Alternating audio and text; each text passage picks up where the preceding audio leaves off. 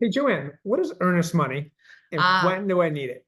Earnest money, all part of a transaction. And thanks for joining us. I'm Joanne Taranto. And I'm Tom Matthews. And this morning we wanted to talk about what earnest money is. It's kind of this term that's thrown around, but not everybody knows what it is.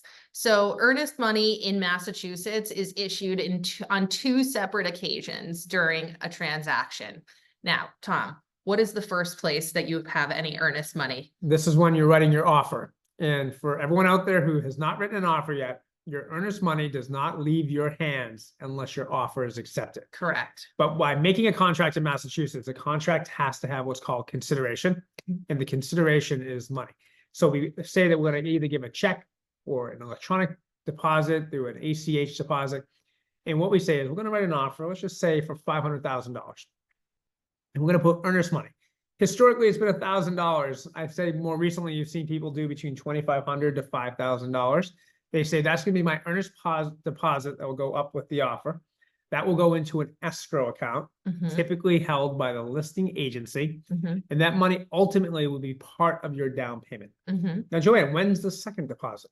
So the second deposit is at the time of purchase and sale. In Massachusetts, we're a dual contract state. So the offer is the first contract and the purchase and sale is the second contract. And what that second deposit is it's generally after you've had a chance to do your due diligence, you are signing the second contract and your money is then going to join your offer deposit in that escrow account held at the listing agent's brokerage.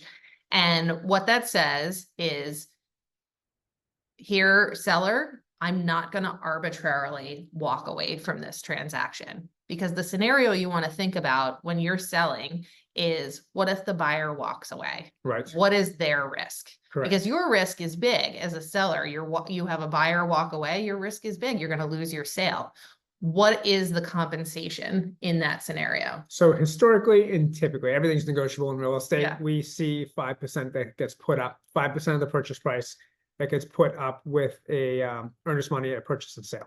Now that will then be subtracted from the money. You then subtract the money you put up at the offer stage. So on that $500,000 house we were talking about, in totality, you'll have $25,000 in escrow. Nothing to sniff at, a big chunk of change. And what that's going to do is that's going to ensure the seller that you're committed to the deal. And that is what you are putting up as earnest money deposit, that you will not arbitrarily walk away from the transaction if the next door neighbor's house comes on at a lower price. Right. And because if it does happen and you do walk away, in the contract, it will say if you arbitrarily walk away from this contract, you will forfeit your earnest money deposits. And we had that happen to us on a transaction last year.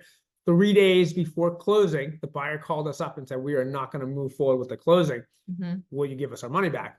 And the seller said no. And they signed over a release and gave all of that money. And it was a higher purchase price. They gave all that money over to the seller. So these are big stakes. Yeah. But it was important for the seller because they had to pay 2 months of mortgage payments because they had the house off the market for 2 months. So it's really important to understand the earnest money deposit. Earnest money deposit, it's an important part of the transaction. Thanks for joining us. I'm Joanne Taranto. And I'm Tom Matthews. And if you like this content, please subscribe and learn more about buying and selling real estate in Concord, Massachusetts. Cheers.